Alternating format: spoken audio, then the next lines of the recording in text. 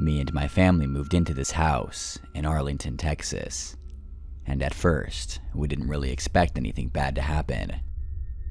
The very first night that we moved in, or were about to move in, the landlord brought me and my brother to the bedroom, where me and him would be sleeping, and whispered in our ears that there was a demon in the house. Of course, we didn't believe her at first. You know, like we were just really skeptical of it. After a while, nothing happened. It was just a new house for us. It was a really nice house, too, and we really liked the old type of feeling to it, and we would always have our doors and windows open during the summer, so the breeze would come through. After a while, my mom was taking a shower in the shared bathroom, and she recalls to us that she heard a blood-curdling scream coming from inside the house. She thinks it's our video game, so she grabs a towel, and she cautiously goes to our bedroom to tell us to stop playing violent games. But when she got to our bedroom, we were dead asleep. I made a new friend down the street from me. Her name is McKenna. She was the same age as me, and we always hung out. One day, I invited her to come over while no one else was home because I had a small crush on her. And she came over, and we went to my bedroom and just put on a scary movie. As we were watching, out of nowhere, we hear every plate and glass and everything in the kitchen falling down and breaking. I was thinking that somebody broke into our house, so I grabbed my baseball bat and I told her to follow me and stay behind. We then snuck into the hallway.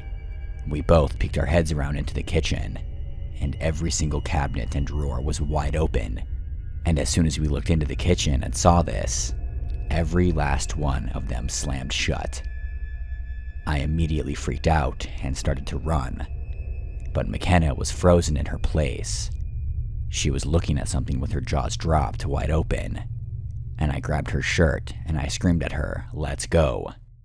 If only McKenna had a subscription to Audible. She would have known just how to deal with this demonic presence, as Audible has thousands of books, even those covering how to break free from the power of spirits. But if demonic hauntings isn't quite your interest, don't worry, because Audible allows you to choose from a gigantic array of audiobooks, narrated by fantastic narrators. And the best part is you can listen right from your phone. You can have it on in the background if you're driving to work or if you're working out. Audible is a subscription-based service and you can cancel anytime you want. But if you guys want to go ahead and click that link in the description below, you get a free 30 days free and you support the channel. Again, that's audibletrial.com/horrorromancer, or click the link in the description below. We ran outside, and I waited for my parents to get home. She went back to her house and texted me that she was never going to come back to my house ever again. I understood why, of course, but I asked her what she was looking at. She told me that she didn't want to talk about it, and that she would tell me later. Eventually, the nighttime came, and I didn't tell anyone what happened. I just let it go, because I feel like no one would have believed me. Anyways, it was a school night. Summer was over, and my brother was already asleep, and I was trying to sleep. For some reason, I just couldn't sleep at all, so I laid in the bed and closed my eyes. I desperately wanted to go to sleep. Out of nowhere, I feel a hand grab my hair, and it felt like it was tugging me into the closet, which was directly behind me. I tried to scream, but it felt as if I couldn't let any noise out.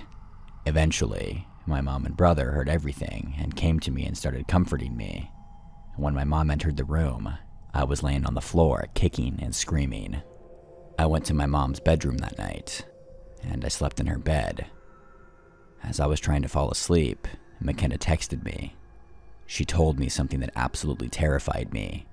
She said that when we peeked into the kitchen, and the cabinets and drawers were wide open, she saw a black figure of a man standing on all fours on top of the fridge like a spider. I completely felt paralyzed in fear, and I grabbed my mom's arm and held on tight for the rest of the night. There's a lot more that happened, but long story short, my mom almost got killed by the poltergeist too.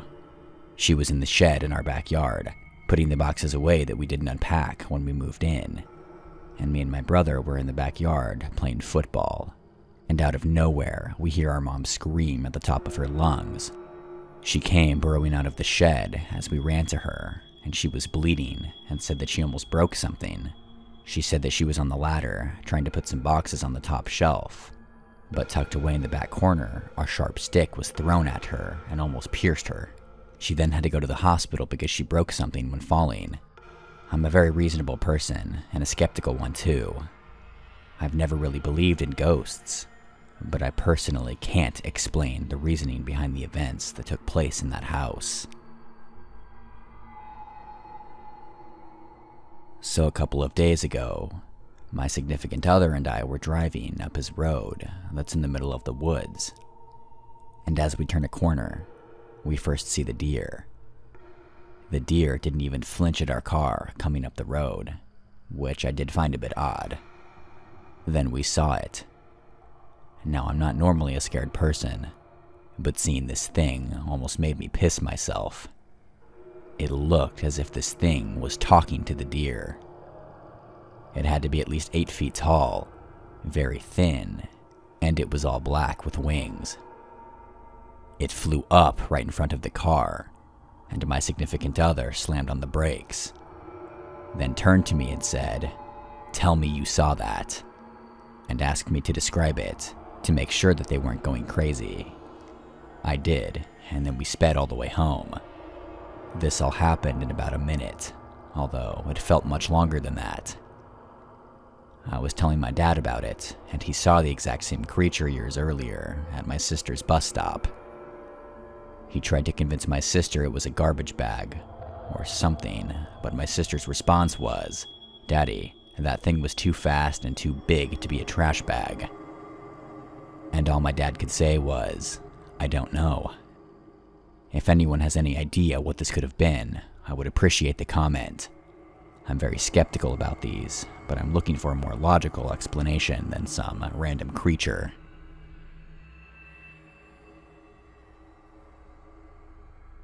Okay, so this happened just a few days ago when I was on a road trip with my cousin.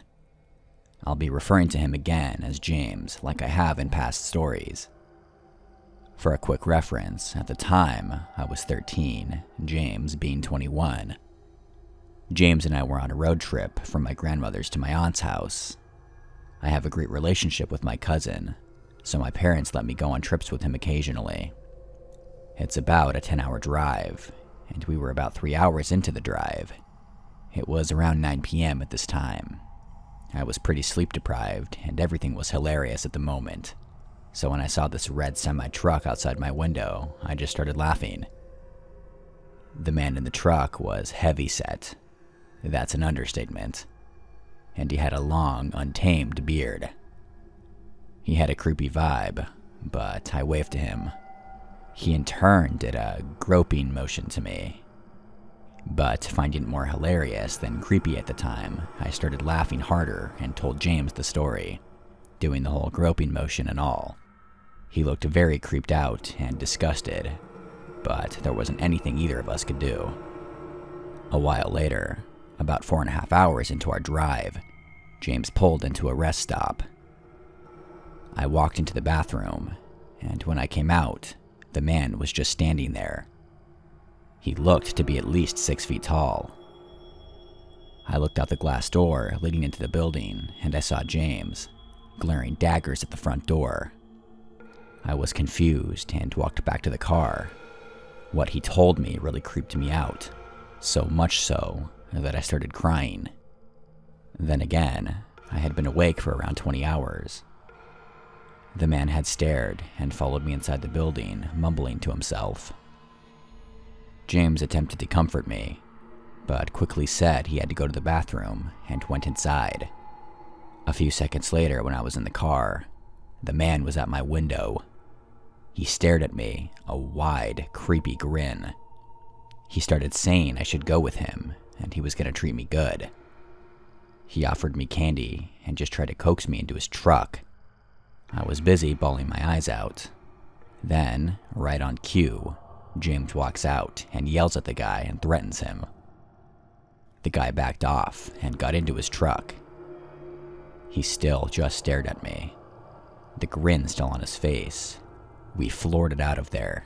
We wanted to get as far away from that man as possible. It was around 12 a.m. when we pulled to a motel to sleep. The rest of the night till 8 a.m. was fine. Nothing really happened. Sadly, that didn't last long. When we were at a restaurant, the same man came in and sat right across from us. He grinned at me, and James just looked pissed off. The man walked by the table, going to the bathroom, and brushed his hand on my shoulder, doing the same thing on the way back. A quick note, James is a chill dude and will let most anything slide. But because he's known me since I was just a baby, he's very protective. He's not like that to even my siblings. He and I are close. He was obviously pissed before, but at that point, he stood up from his seat and walked over to the guy's table. He started yelling at the man about how he better stop following us and back off. He made no threats, but did curse a lot. I felt pretty nervous and just wanted to go. The man then stood up and smacked James and yelled how I was leading him on. The guy was about 6 foot, and James is 6'8". Their argument continued until the cops came and separated it. The cops got the story and came to the conclusion that because he was assaulted, we could press charges. He said no though, and we just continued the day. The rest of that trip was pretty bland. The guy wasn't seen for the rest of it. However, James did follow me like a bodyguard whenever we went anywhere. Even though he was protecting me, I was terrified. He looks pretty scary, but he's definitely a teddy bear. Alrighty you guys, I hope you enjoyed these stories. If you did, go ahead and hit that like button below and hit the subscribe button for more future horror content. Hopefully, I'll see you in the next video.